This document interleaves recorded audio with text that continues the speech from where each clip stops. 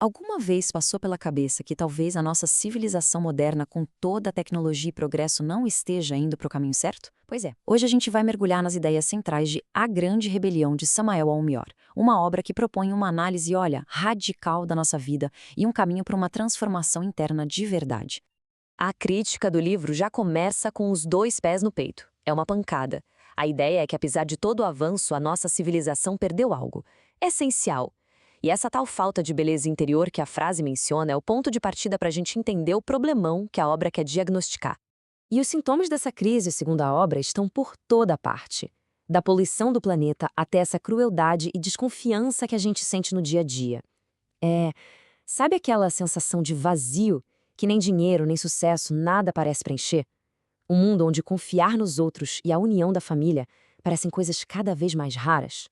Mas aí vem a grande virada. O livro não aponta o dedo para o mundo lá fora, não. A tese principal é que a raiz dessa bagunça toda está, na verdade, dentro de cada um de nós. E é aqui que a análise começa a ficar séria e muito, muito interessante.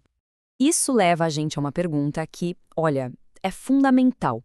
Quem é que está no comando aí dentro? Quem manda de verdade nos nossos pensamentos, nos nossos sentimentos, nas nossas ações? Será que tem uma pessoa só no controle ou está rolando uma batalha interna? Geralmente, a gente pensa em si como um eu único, consistente. Mas a obra vira essa ideia de ponta cabeça com o que ela chama de doutrina dos muitos. E a proposta é chocante, para dizer o mínimo. Nós não somos um, nós somos uma multidão. Pensa comigo. Cada defeito que a gente tem, aquela raiva que simplesmente explode, o ciúme que fica ali corroendo por dentro, a preguiça que paralisa, não seria só um traço de personalidade. Seria, na verdade, uma entidade psicológica individual, um eu separado que briga pelo controle da nossa mente a todo instante. E essa frase, nossa, ela resume a ideia de um jeito genial. Imagina só, a nossa mente não é um lugar calmo e organizado. É mais como uma casa lotada, uma república, onde vários moradores discutem, brigam e cada um quer ser o dono do pedaço a todo momento. Essa seria a imagem do nosso estado interior.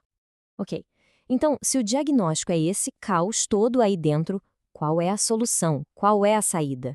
Bom, a resposta já está no próprio título do livro, A Grande Rebelião.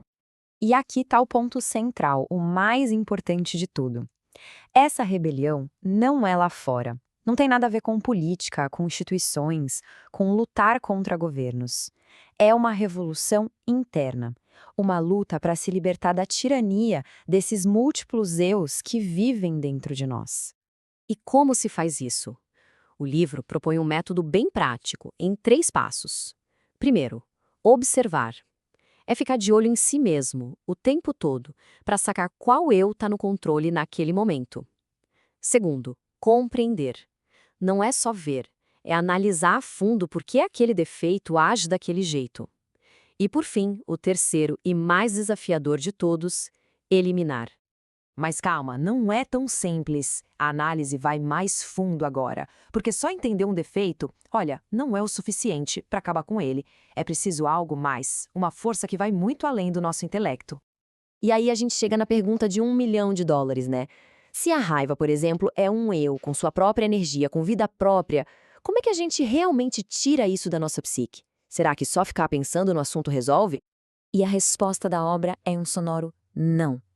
A nossa mente, o nosso intelecto, consegue analisar, consegue dar nome, consegue até varrer para debaixo do tapete, mas não tem o poder de aniquilar o defeito. Entender é crucial. Claro que é, mas é só o primeiro degrau. Então, se não é a mente, o que é? O que pode eliminar esses eus?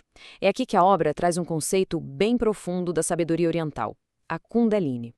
Ela é descrita como uma energia divina, uma espécie de mãe divina interior que estaria adormecida em cada um de nós. E seria ela a única força com poder para desintegrar completamente esses defeitos que a gente já conseguiu compreender. Tá, mas e aí? Para que todo esse trabalho, essa jornada interna toda? O que se encontra no fim dessa tal grande rebelião?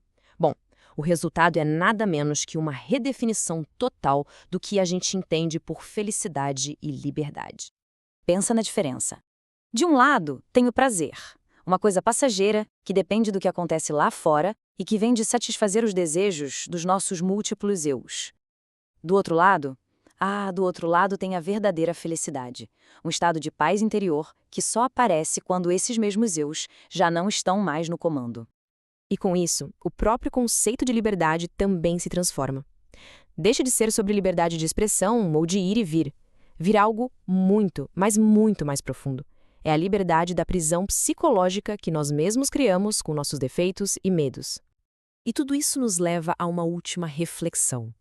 E se a maior e mais importante rebelião de todas não for contra o mundo lá fora, mas contra o universo que existe aqui dentro?